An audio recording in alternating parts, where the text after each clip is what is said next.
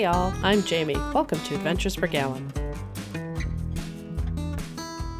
Today we'll take you on a drive through Redington Pass, which is located near Tucson, Arizona, in the gap between the Rincon Mountains, seen here on the right, and the Santa Catalina, seen on the left.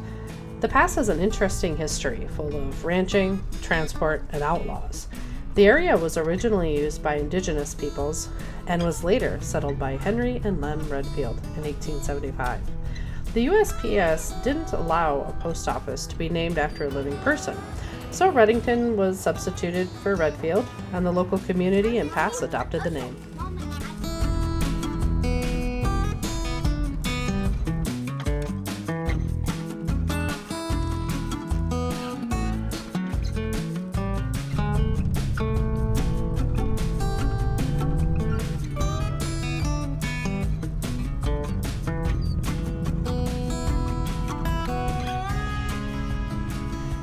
The trail starts off as a switchbacky road that settles down into a beautiful drive through the mountains on a tame dirt road.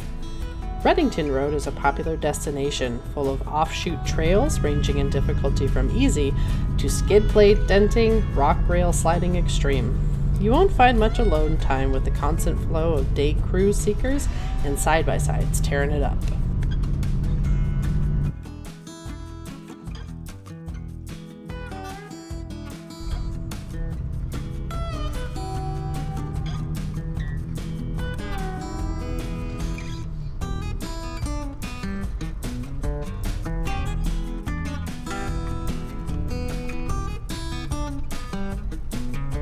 I didn't see what it was at first.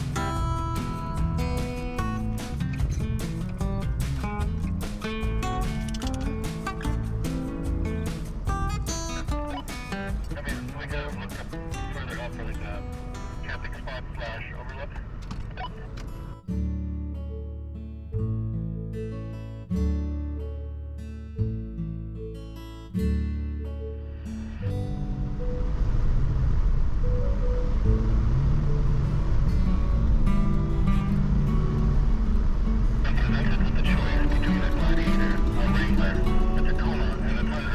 Redington Road was originally established as a wagon trail in the early 1870s.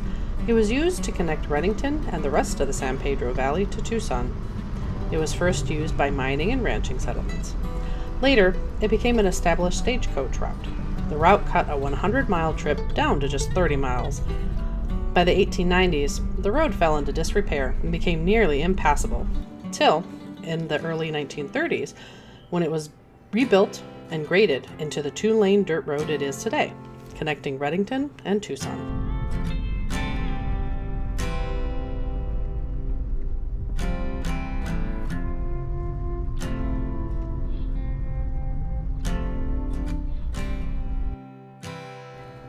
The Redfields established ranches in the San Pedro Valley in the late 1870s. By the 1890s, drought and economic hardship led to a mass land grab by William H. Bayless, who took over all the small homestead ranches and turned them into a mega 200,000-acre ranch. Bayless and his sons were involved in cattle and sheep ranching in Kansas, Nebraska, and South Dakota before coming to Arizona in 1883.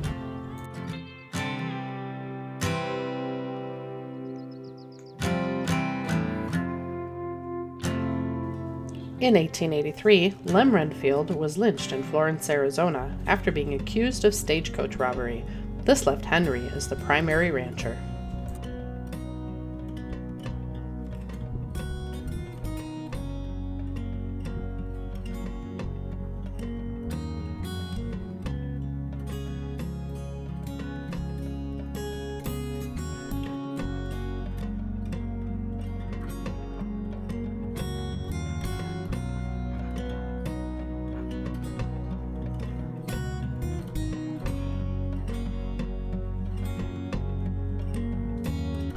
Here is the entrance to Three Feathers, which goes down to Chiva Falls just off the Redington Pass. While our vehicles aren't equipped to do this trail today, this could be something that we either purchase a rock crawler for in the future or build our vehicles up to be able to tackle. There's a map showing many trails that are off the Redington Pass, including the previously mentioned Three Feathers, Chiva Falls, and today's destination, Chimney Rock.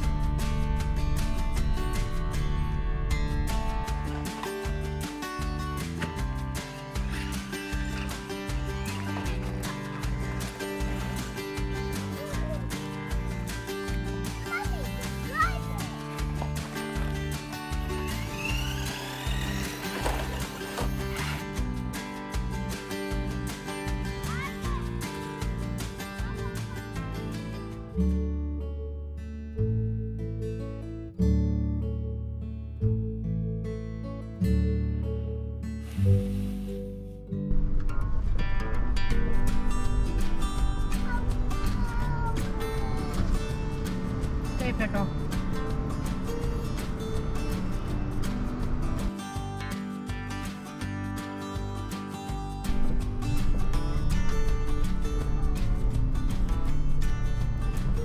Chimney Rock is a series of Forest Service roads strung together to make a trail.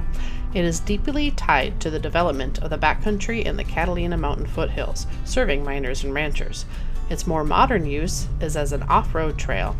Up until a few years ago, it was a decently technical route with off-camber sections and larger obstacles.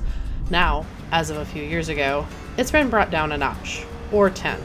Fires in the eastern foothills of the Catalinas led to the smoothing of the trail in order for the fire teams to access the area.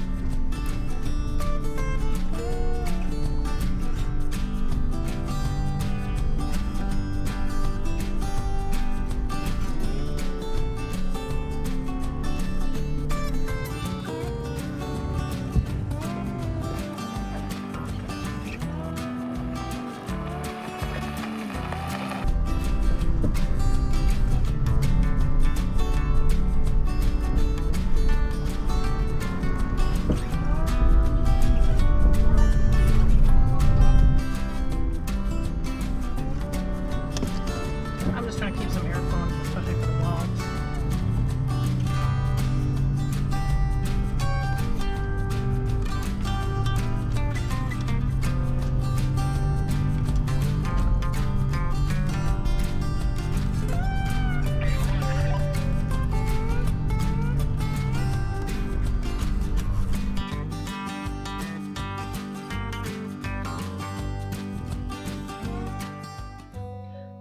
Okay, so we stopped quick to let another vehicle go by us so that we can actually stop and get B-roll and that sort of thing. So first impressions, James, really. First impressions of the trail is that it is beautiful. It feels more like you are in the foothills, in the rolling hills, driving.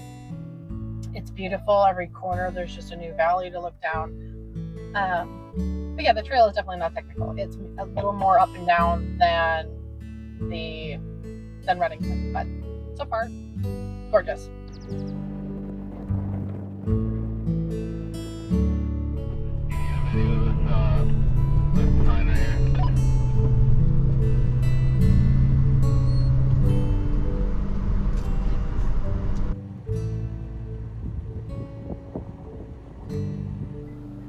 From what I understand, the trail was further groomed at the end of 2025. Ranchers in the area approved of the grading in order to allow water and propane trucks to more easily access the area. The downfall of this is that it made the trail much more accessible. The increased traffic has led to faster erosion and deterioration of the road surface.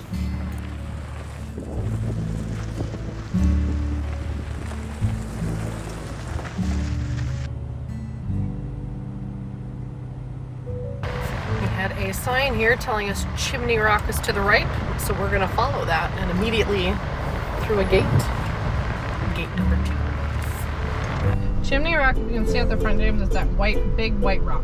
That's Chimney Rock. I was kind of thinking that.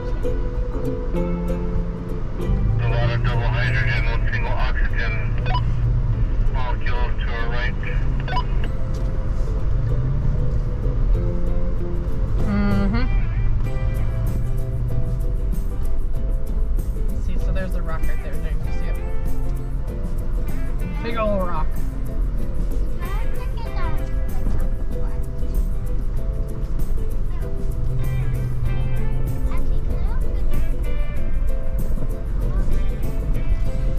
It looks like a human.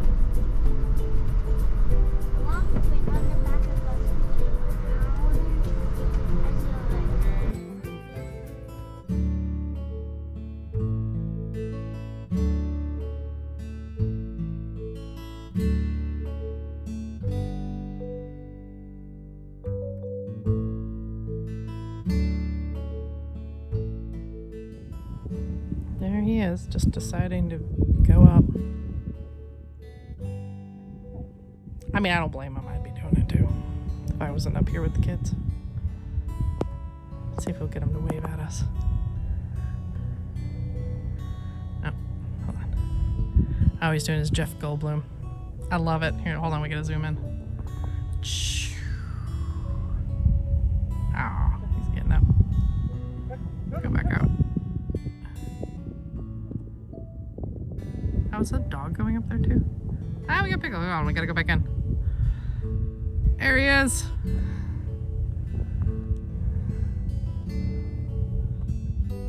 Nice. Do you think there's a place to eat out here?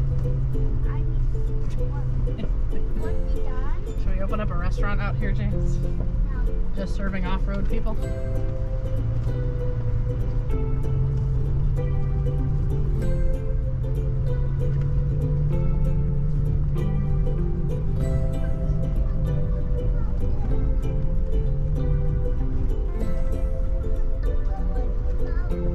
We're in the mountains, honey.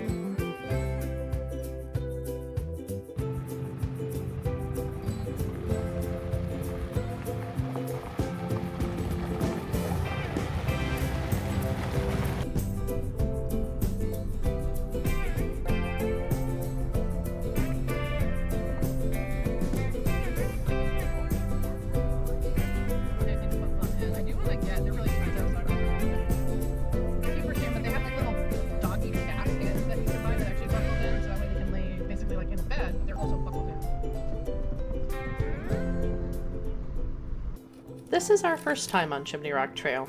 Previously, we were under the impression that it was a much harder trail, and it once was. But we happened to see a recent trail review on Onyx that said a Prius could do it. Now, that might be an over-exaggeration, but not by much. The Onyx reviews prompted us to investigate the trail further, and that's when we discovered that the beast had been tamed. So no, a Prius couldn't do it, though tag me if one does. But any stock four-wheel drive really shouldn't have any problems.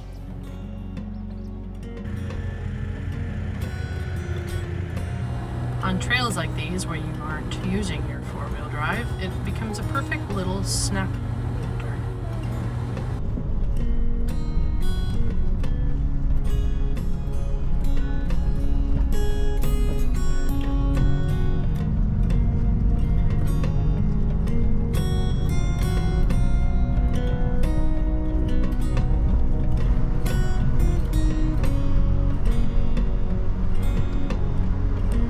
The view is from somewhere along here. Someone got all tuckered out after having to bark at all those cows. Such a sweetheart.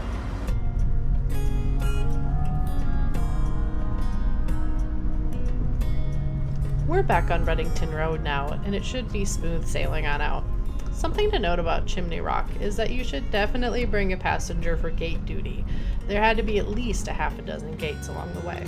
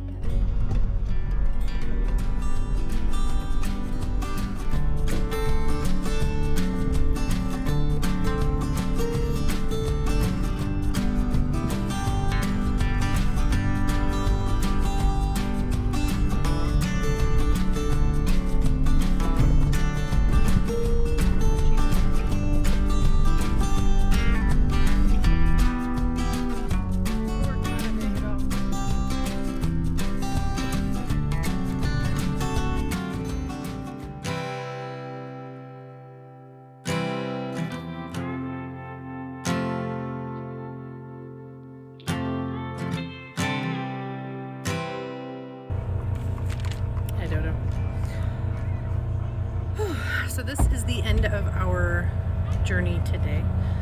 It was great to see Redington again. He's like the old friend that you get to see a couple times a year, and you're happy every time you get to see him, and it's a good time. The trail itself is really simple. It's just a 2-lane dirt road mostly. You've got some areas that are a little rutted. I'm sure when it rains it gets worse, but it's a 2-lane dirt road pretty much. Definitely don't need 4-wheel drive. It's a Sunday drive with a little bit of an off-road standards. But that's kind of how Chimney Rock was too. Chimney Rock was beautiful.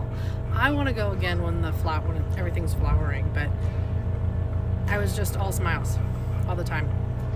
It's definitely a beginner level trail. All the views. It's a good, also just kind of like a Sunday drive, but you do have some good inclines and some good declines. A couple little steps up, steps down. Evelyn's running over and she's losing her shoe. 1 second, I'll pick this back up. Problem solved. Shoes were falling off. Rocks were in shoes. We got it solved. So, I think, what do you think, Jake? What would you rate Chimney Rock? Beginner level, like a 2? 3? 2, 3. Mostly a 2. A couple spots would be a 3 because it does have the steeper inclines and things like that. Thank you, James. Got me a flower. I think it would be a great beginner level.